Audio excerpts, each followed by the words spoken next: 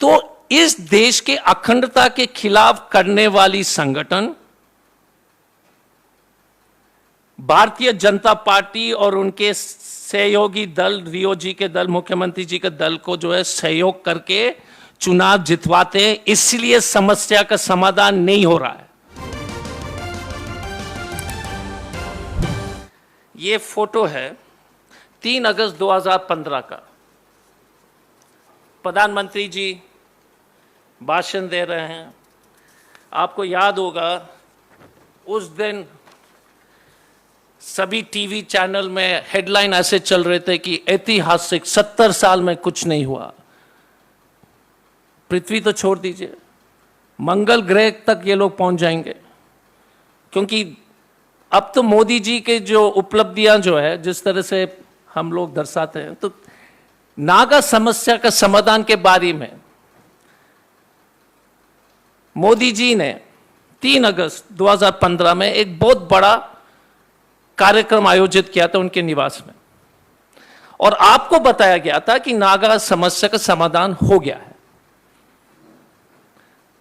Anchor कूद रहे थे उस वक्त, जेसीबी था नहीं, तो इसलिए एक कुर्सी से दूसरी कुर्सी तक कूद रहे थे। जेसीबी होती तो जेसीबी के पर कूद जाते।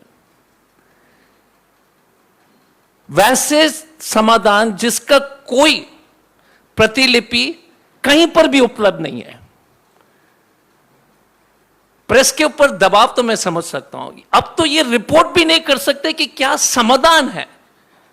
2015 से 2022 तक आप लोग को सार्वजनिक रूप से सरकारी अधिकृत रूप से किसी को नहीं मालूम है कि ये क्या एग्रीमेंट है। भारत सरकार और एक प्रदेश के बीच में जो समझौता हो रही है और उनके जो संबंधित संगठन है, नागा आर्म ग्रुप, NSCN और उनके अलग अलग आर्म ग्रुप्स जो नागालैंड में है, उसके साथ भारत सरकार समझौता करती है और आपको नहीं मालूम है कि क्या समझौता हुई है, क्योंकि ये ढोंगी राष्ट्रवादी देश के आंतरिक और देश की सुरक्षा के लिए सचमुच में खतरनाक है। इनके लिए चुनाव जीतना, अगर चुनाव जीतेंगे और देश खतरे में चली जाएगी तो कोई आपत्ति नहीं है, चुनाव जीतना चाहिए। इस प्रेस कॉन्फ्रेंस के माध्यम से मैं बताना चाहूंगा कि इस देश में इस तरह से देश की सुरक्षा के साथ खिलवाड़ किसी सरकार ने नहीं किया जितना मोदी जी की सरकार ने किया है। नागालैंड इस देश का एक बहुत ही खूबसूरत और बहुत ही महत्वपूर्ण प्रदेश है। इंटरनेशनल, अंतर्राष्ट्रीय बॉर्डर भी है। लगातार जब कांग्रेस की सरकार रही और अन्य सरकार के समय 25 साल से लगातार कांग्रेस पार्टी और बाकी सरकार ने भी ये सुनिश्चित किया था कि वहां पर सीज फायर बरकरार रहेगी 25 साल से। 3 अगस्त को मोदी जी ने एक बड़ा प्रेस कॉन्फ्रेंस बुलाया। उस प्रेस कॉन्फ्रेंस के बारे में मैंने आपको बताया। उसमें NSCN के मुआ जी उपस्थित थे, राजनाथ जी थे, डोवेल जी थे, और भारत सरकार की तरफ से RN रवि साहब थे, जो वर्तमान में राज्यपाल हैं तमिलनाडु में। उस वक्त यह बताया गया था कि हमने 60 साल का समस्या का समाधान किया है। उसके बाद नागा सिविल सोसाइटी ने एक नागा पॉलिटिकल ग्रुप का गठन किया था। नागा पॉलिटिकल ग्रुप, क्योंकि इसमें थोड़ा सा मैं विस्तार में इसलिए जा रहा हूं क्योंकि ये बहुत ही महत्वपूर्ण बात है और ये देश की जो है सुरक्षा और देश के अखंडता से जो है संबंध रखता है। तो नागा पॉलिटिकल ग्रुप ने जो एक वर्किंग कमेटी बनाया था, नागा पॉलिटिकल ग्रुप ने 17 नवंबर 2017 में साइन किया था कि ये जो समाधान जो प्रधानमंत्री जी बोल रहे हैं और राजनाथ सिंह जी बोल रहे हैं और डोवेल जी बोल रहे हैं, इसका जो है जल्द से जल्द लागू किया जाए। ठीक है। 31 अक्टूबर 2019 में रवि साहब बोलते कि हमने समाधान कर दिया, प्रॉब्लम सॉल्व। नरेंद्र मोदी जी तो मुमकिन है सॉल्व। किसी को मालूम नहीं कि वो कागज क्या है।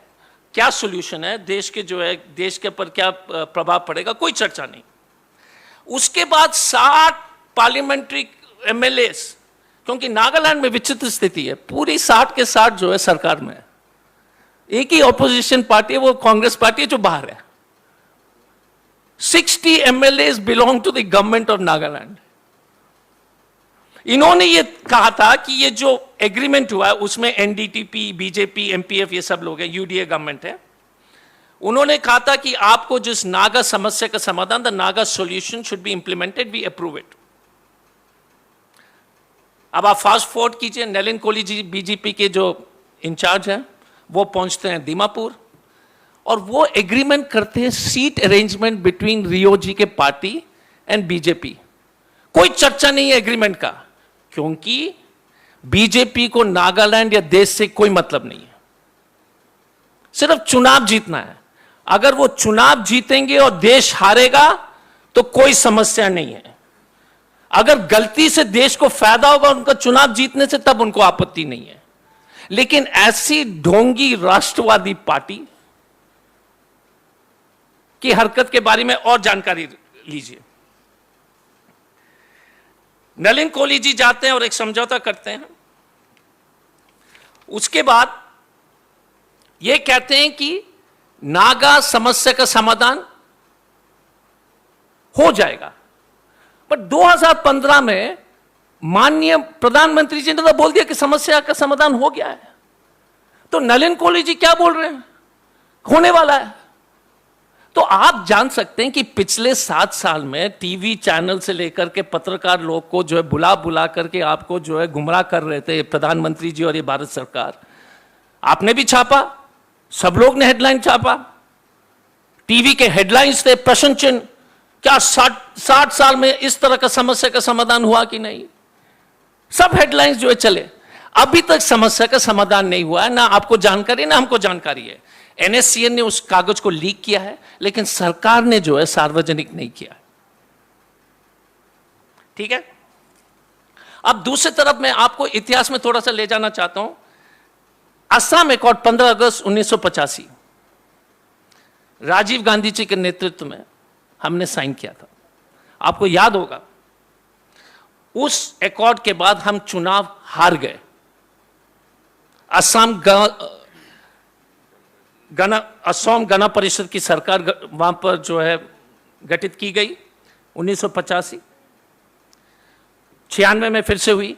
कांग्रेस पार्टी, क्योंकि कांग्रेस पार्टी हमेशा देश के बारे में सोचती है, हमको मालूम था कि उस एकॉर्ड से हम हारेंगे चुनाव, लेकिन मोदी जी जो है चुनाव हारने के लिए तैयार नहीं है। नागालैंड, लेकिन भारत को कुछ भी हो जाए, लेकिन बीजेपी चुनाव नहीं हारे। दूसरी तरफ कांग्रेस पार्टी ने जो असम में जो एकॉर्ड करके जो है असम एकॉर्ड साइन करके, समझौता साइन करके हम चुनाव हारे।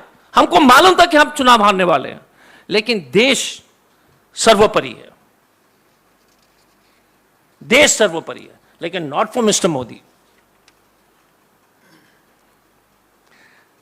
5 अगस्त को इस साल के नागालैंड पीपल्स एक्शन कमेटी ने एक बहुत बड़ा प्रदर्शन किया था दीमापुर में, और उनकी मांग रही है कि जल्द से जल्द नागा समस्या का समाधान हो।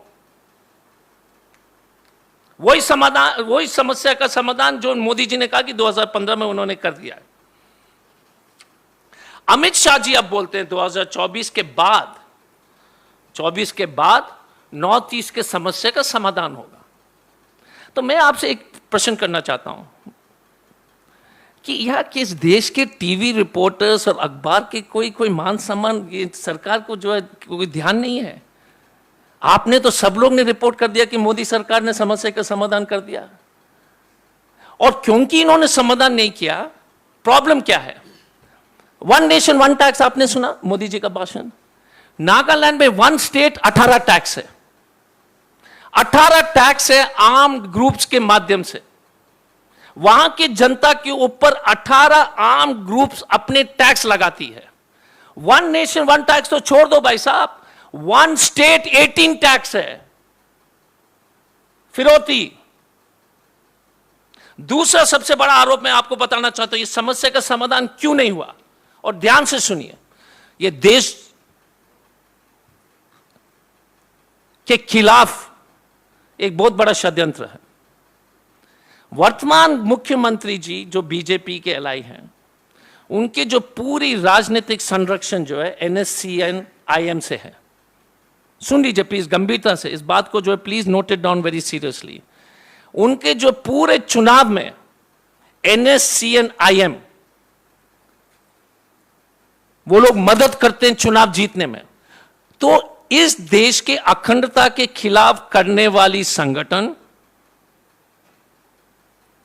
भारतीय जनता पार्टी और उनके सहयोगी दल, रियो जी के दल, मुख्यमंत्री जी के दल को जो है सहयोग करके चुनाव जितवाते हैं, इसलिए समस्या का समाधान नहीं हो रहा है।